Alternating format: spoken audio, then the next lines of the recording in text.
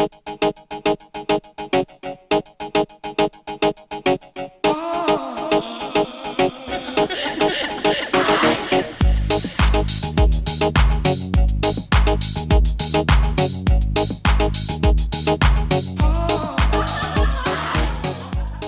niya is blue, pero pag nasinaga ng araw is parang aqua blue, marine blue. Papakita ko sa inyo yung loob, mga trupa. Ito ay two-tone combination ng kanyang leather seats. Kita natin dito yung dashboard niya is two-tone combination din na unit na DA64B. Color white, ang mags niya white din na may chrome accent. Lahat po yan and 4 tires and mags is brand new. And makikita po natin dito na ang kanyang look is yung Alphard. And meron dito black accent sa kanyang grille. And dito sa kanyang bumper, white color ang ating DA64B. So kadalasan mga tropa, nakikita nyo to sa mga post natin, yung ganitong setup. Syempre hindi mawawala yung extended bumper skirt. And dito din yung side skirt nya. And napapakita ko sa inyo yung loob, mga trupa, dahil siya ay naka VIP ceiling. Sama natin yung dalawang unit natin.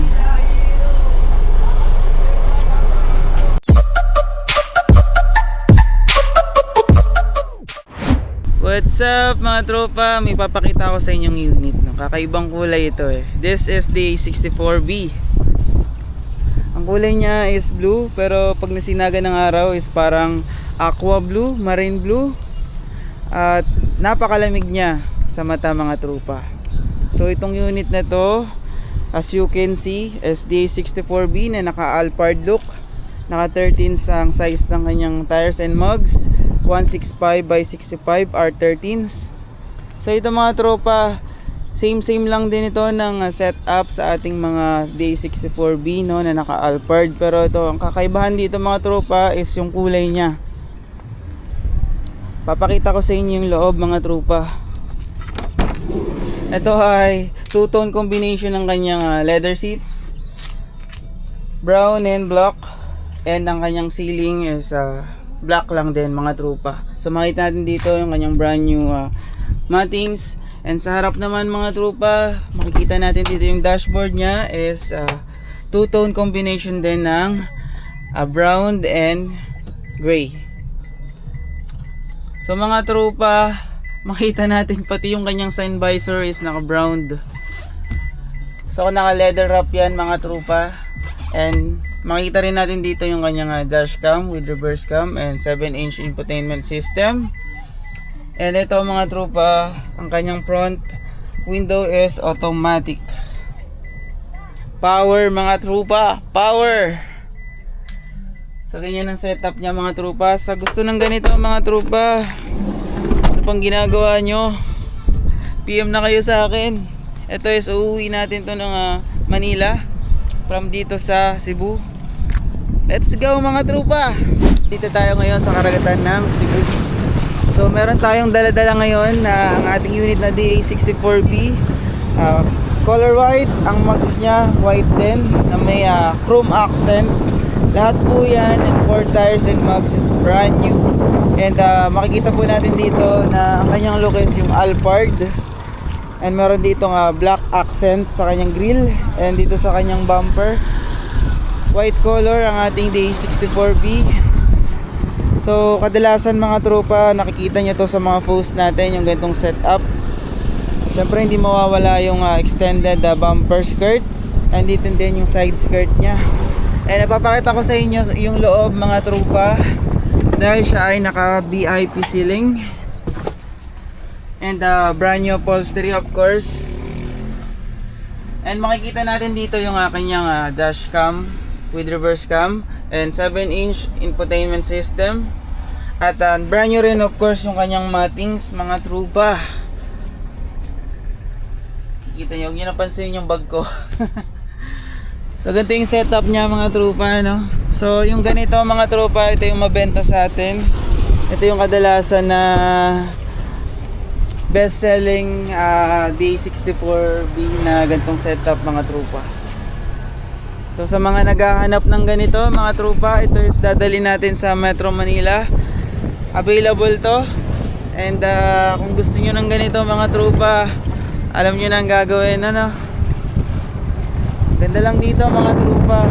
So, meron nga pala ditong dalawang port, isa dito and isa dito, pero hindi tayo dyan sasakay mga tropa. Doon tayo sa kabilang port. Travel tayo pa ng from about 3 hours. Yung ganitong mga unit mga tropa is mabenta to. Ito yung kadalasan na nabibili sa atin sa kadahilan na abot kaya ang presyo. At kung makikita nyo naman sa mga unit natin is talagang proven na tested long drive, no? Kasi ito from Cebu going to Manila. So sa mga naghahanap ng ganitong setup mga tropa, two-tone combination, no? Gray and cream ang kulay ng kanyang VIP ceiling. Sa mga gusto ng ganitong setup, mag-PM kayo mga tropa. Bibigyan ko kayo ng magandang price. Let's go! Status natin ngayon. Kanina pa tayo nandito sa may pier, no, mga tropa. Kasama natin yung dalawang unit natin.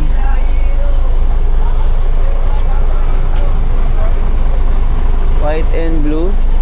So papunta tayo ng, alam niyo na, dadalhin natin to ng ng Manila mga tropa. So dalawa yung dala nating unit, parehas D64B. At nandito tayo ngayon sa may Kawayan Port. After ng Kawayan Port, pupunta tayo ng Masbate Port. Doon tayo sasakay ng pa Bicol, no? Ayun mga tropa. Ito yung status mga tropa. Kakagising ko lang din.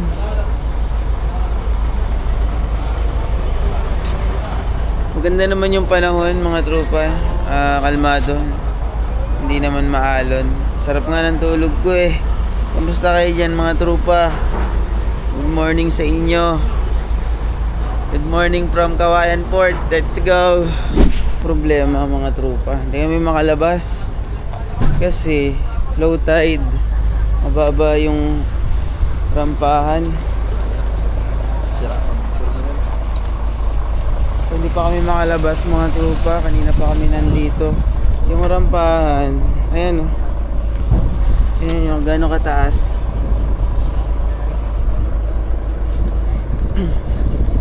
Hindi naman tayo pwedeng lumabas, no, kagaya ng mga truck kasi sasabit.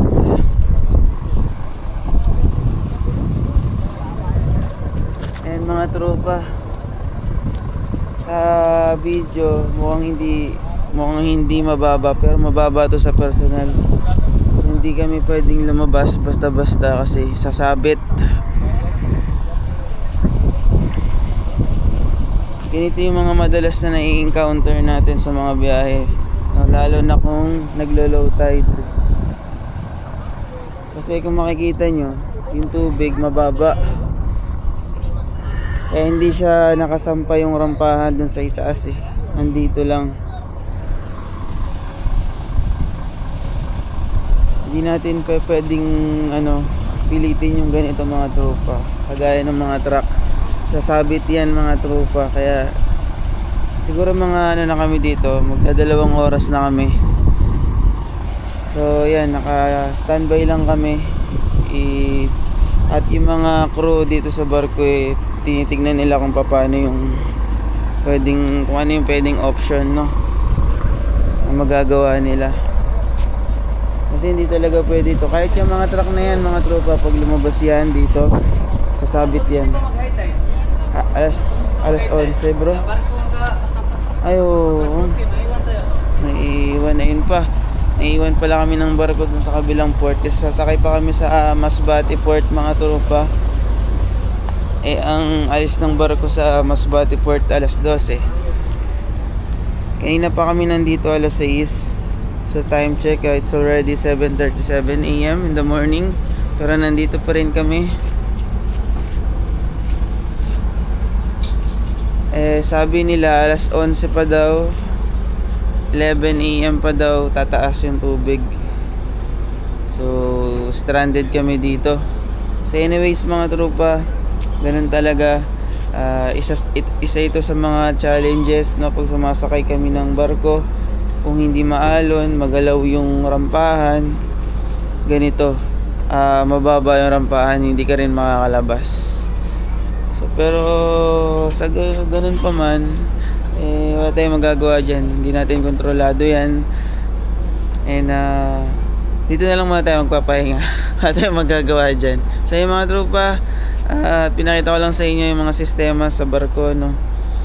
And ayun, mag-iingat na lahat. Let's go! What's up mga tropa? Palabas na kami ng port. Welcome Pio Duran dito sa May Bicol. Alright. Alright sir, thank you.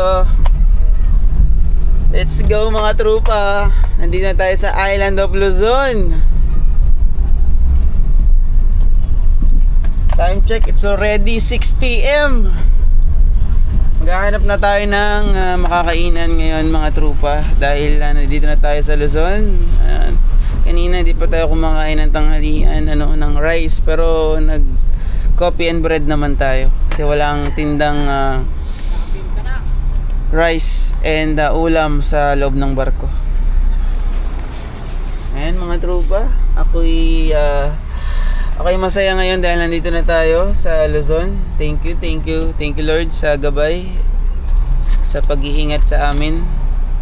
So babanggitin ko rin mamaya sa video natin kung magkano yung nagastos natin, yung travel natin sa Cebu hanggang makarating tayo ng Metro Manila. Dahil ngayon sobrang taas ng presyo ng gasolina, lalong-lalo na yung diesel. Pati apektado lahat mga tropa kasi yung barko is diesel yun.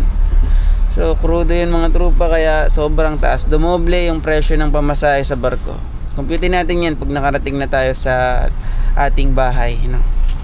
Sir, good afternoon po. Saan pa kayo galing? Cebu po kami. Tapos punta kayo Manila. Manila po. Thank you sir. Right mga tropa, all goods na tayo. Palabas na tayo dito sa sa port, no. And kain lang tayo. Abangan nyo na lang mga tropa kung magkano yung naggastos natin, no? Sa dalawang sa isang unit. Bali dalawa kasi kami. Let's go.